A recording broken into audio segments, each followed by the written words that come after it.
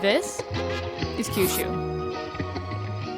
It's the third largest island in southern Japan with a population of approximately 14 million, which is pretty much the same as just Tokyo. So in comparison, its atmosphere is quite laid back. Kyushu is famous for its hot springs, lush greenery, ocean views, and amazing food. Specifically, chicken. Hi, I'm Elan, and this is the vlog of my week-long car trip across Kyushu. Let's go. We started our trip in Miyazaki, landing at the airport and picking up our rental car. Compared to Tokyo, Kyushu's public transportation system is fairly non-existent, besides the one subway line in Fukuoka. The main form of transportation here is either car or bus. So to make the most of our trip, the logical explanation was to rent a car. On our first day in Miyazaki, we drove to Nichimen. My sister used to live there a couple years ago. Actually, it was probably like 10 years ago. So she knew the area quite well. It was kind of like we had our own little personal tour guide. The first location we went to was Obi Castle, situated in a little tiny town at the top of a hill.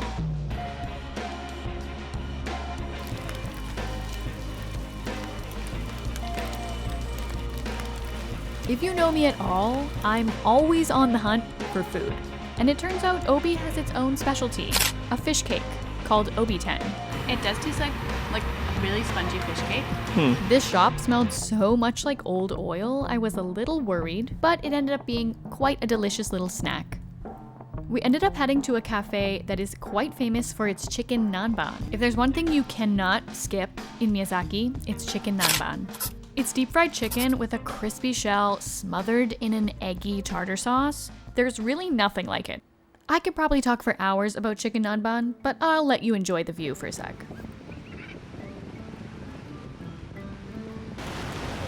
Aoshima is a beautiful beach town. This rocky formation is referred to as the Devil's Washboard. It's stunning and all natural. Can you believe that? We did spend a lot of time looking for critters and seashells, which is what one must do when presented with a rocky beach. Across the bridge at the center of the island, kind of hidden in a jungle, is Aoshima Jinja, a shrine that is said to bring luck to married couples. If my marriage suffers after this trip, it is my fault because I did not hang an ema, which is one of those wooden plaques.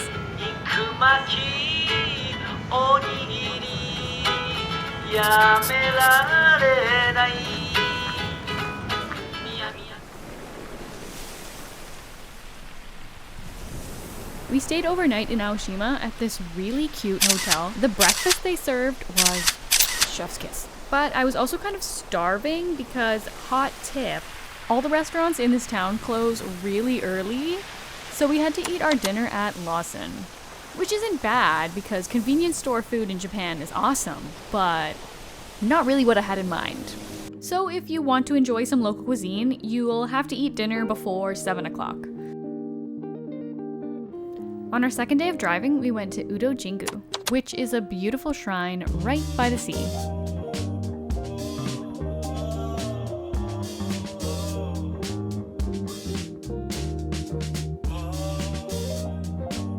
It's set inside a cave on the edge of a cliff, so there's some pretty wicked ocean views.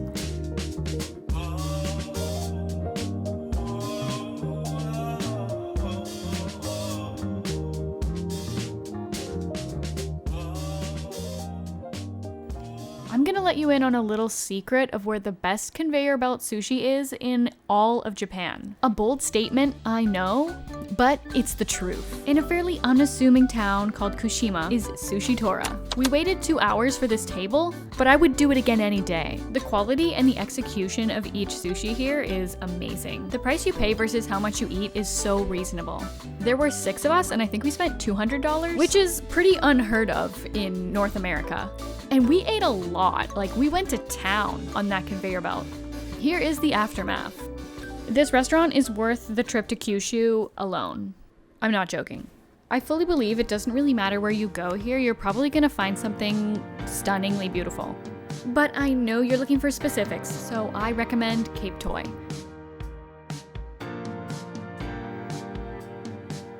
Yeah, the view is stunning, but what you really should come here for are the horses.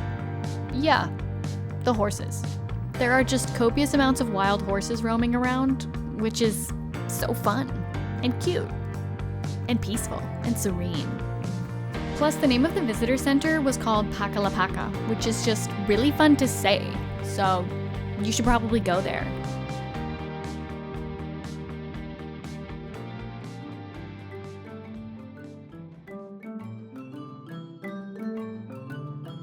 When you're doing any kind of travel, you're kind of at the mercy of whatever weather is thrown your way. But you know what makes crappy weather better? Finding something yummy to eat on the way. I can't begin to explain my love for the chicken dishes of this region. The nanban, the jidori, which is like a charcoal roasted chicken. There must be something in the water here making the chicken so yummy. Because even this roadside chicken was delicious. You will find chicken everywhere. What?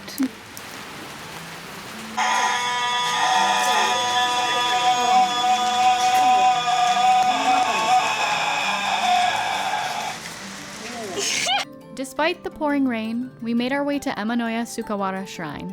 Although I think this gloomy atmosphere really adds to the shrine's aesthetic. I'm gonna mention that we didn't even come during rainy season. We came in May, during Golden Week. So it was like really busy everywhere, so I wouldn't recommend coming during that time either. But the weather wasn't supposed to be rainy. We were just unlucky. What can I say?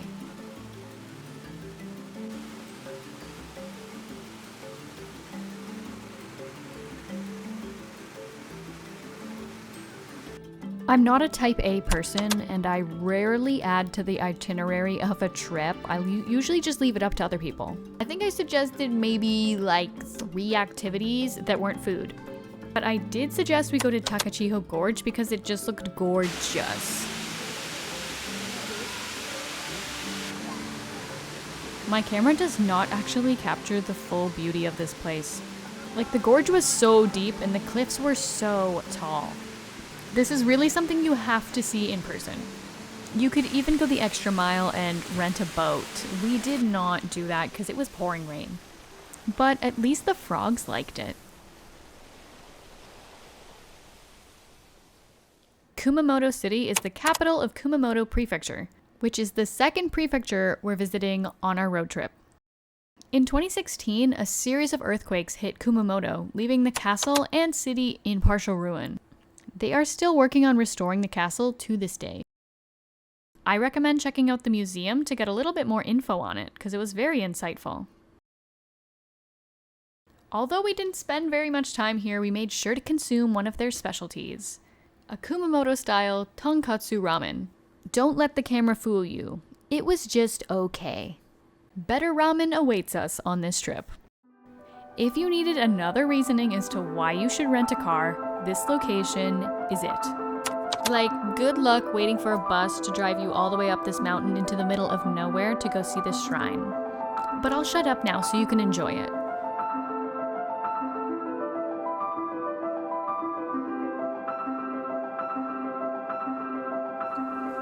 We raced all the way to catch this ferry purely because we wanted to ride it during the sunset because it would be the most chef's kiss picturesque. And my mom drove like a maniac to catch it. Nice job, Mom. We made it.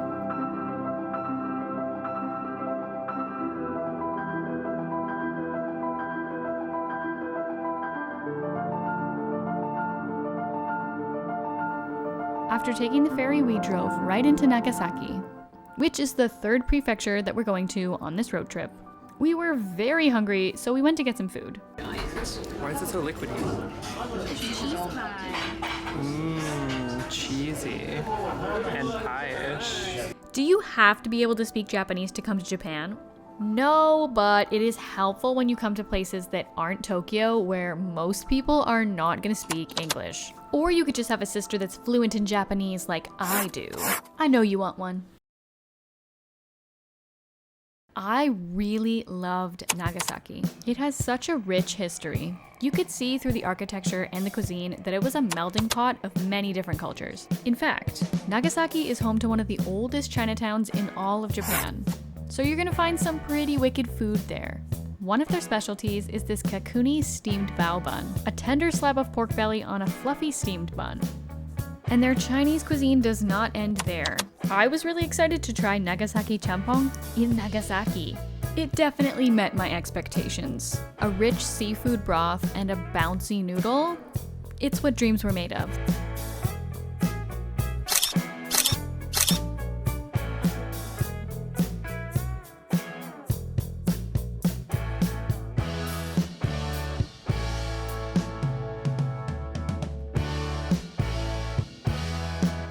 One of the funniest dead giveaways that you're in Nagasaki is that you'll see a castella cake store on every block.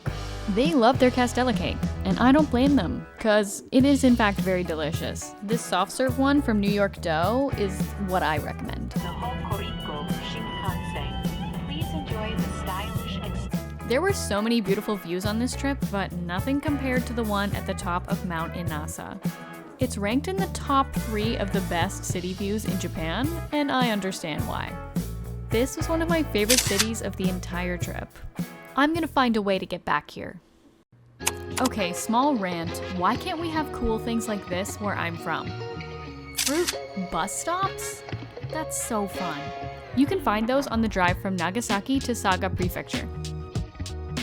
As I mentioned before, I'm not one to plan activities on a trip. However, this was the one thing that I made it my mission to do. I saw this ceramic/pottery treasure hunt thing on my For You page like a month before my trip, and I saw that it was in the area that we were headed towards, so I had to go do it.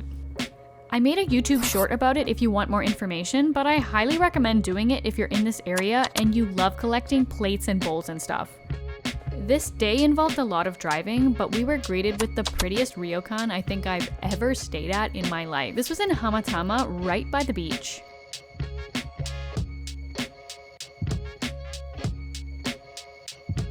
In the town nearby, we found this gem of a yakitori place, and the owner spoke fluent English, claiming he learned it all from the Beatles. I'm thinking he was lying, but I was impressed nonetheless. Hot take, but I feel like only in Japan you can get away with attractions that are just 2 rocks with a rope attaching them. People will go crazy for that shit.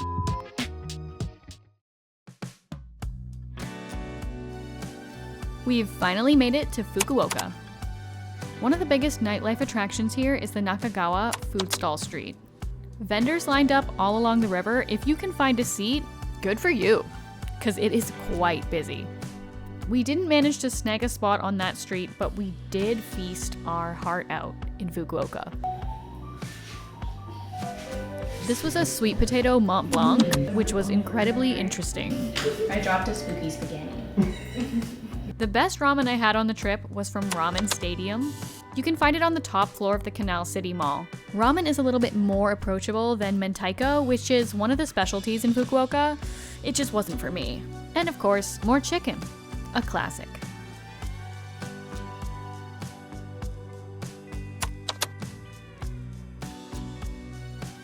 We've made it to our final prefecture of the trip, Oita. You might have noticed we skipped a prefecture, Kagoshima. I'm sorry, we just didn't have enough time. Refocusing on Oita, this prefecture is very famous for its hot springs. We visited Beppu, where the hot springs are also referred to as the Hells. They're pretty to look at, but not to touch. They can reach temperatures of up to 99 degrees Celsius, which is perfect for cooking eggs. Yeah, they cook eggs right in the hot spring. Pretty cool. Honestly, it took me like 15 minutes to feel that. Like 1 second.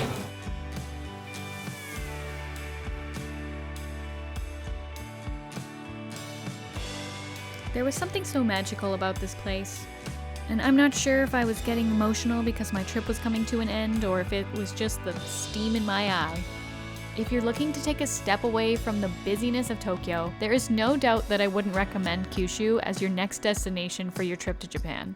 In fact, I'm already planning my return. But thank you for watching. Leave a comment below saying where you would like to go in Kyushu, and I'll see you in the next vlog. Bye!